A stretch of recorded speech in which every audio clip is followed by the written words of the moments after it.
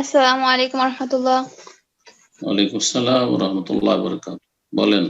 জি sir, আমি new York থেকে বলছি। আমার কোশ্চেনটা হচ্ছে, মহিলাদের পিরিয়ড চলাকালীন সময় তারা কি কোরআন মেমোরাইজ করতে পারবে, এবং কোরআনের উপরের অংশ কি টাচ করতে পারবে কি?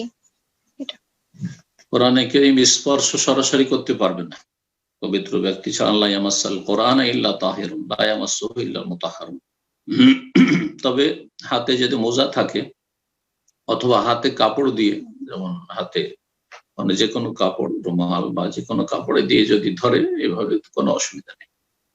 প্রয়োজন হলে স্পর্শ করবে না সরাসরি মোটেই। বাকি মুখস্থ পড়তে পারবে কিনা এ বিষয়ে দ্বিমত রয়েছে, যদিও অধিকাংশ আলেমরা বলেছেন বা ইমামরা বলেছেন যে পড়তে পারবে না, কিন্তু দলিল তাদের সাথে শক্তিশালী নয়। বরং সঠিক মত গবেষক আইমায়ে কেরামদের যে মাসিক অবস্থায় যেহেতু দীর্ঘ সময় নাপাক থাকে, এটা ওই আপনার জুনবি অবস্থার মতো না, ফরজ গোসলের মতো স্বপ্ন দোষ অথবা সহবাসের পরে সামান্য কিছু সময় থাকে, ওই সময় জায়েজ নয় মুখস্থ কোরআন তেলাওয়াত, একমাত্র দুয়া জিকির আজকার ছাড়া।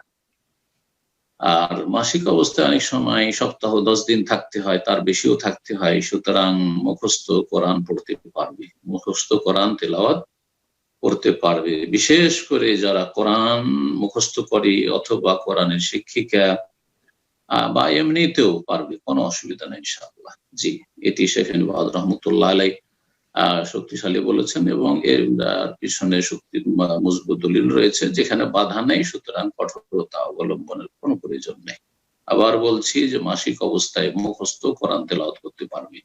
বাকি দোয়া জিকির আজকার, কোরআনী দোয়া পড়া, কোরআনী জিকির আজকার দোয়া হিসাবে করেন আয়াতগুলি সবার কাছে পড়তে পারবে। যেমন কেউ যদি দোয়া করে রব্বানা আতিনা ফিদ দুনিয়া হাসানা ওয়া ফিল আখিরাতি হাসানা ওয়া কিনা আযাবান্নার রব্বি হাবলি মিনাস সালিহিন রব্বি ইশরাহ লি সাদরি ওয়া ইয়াসসির লি আমরি, এইভাবে আল্লাহ রাব্বুল আলামিন প্রশংসা করেছে আলহামদুলিল্লাহি রাব্বিল আলামিন। তো যে কোনো অবস্থায় করতে পারবে, কোনো অসুবিধা নেই, এবং সবার কাছে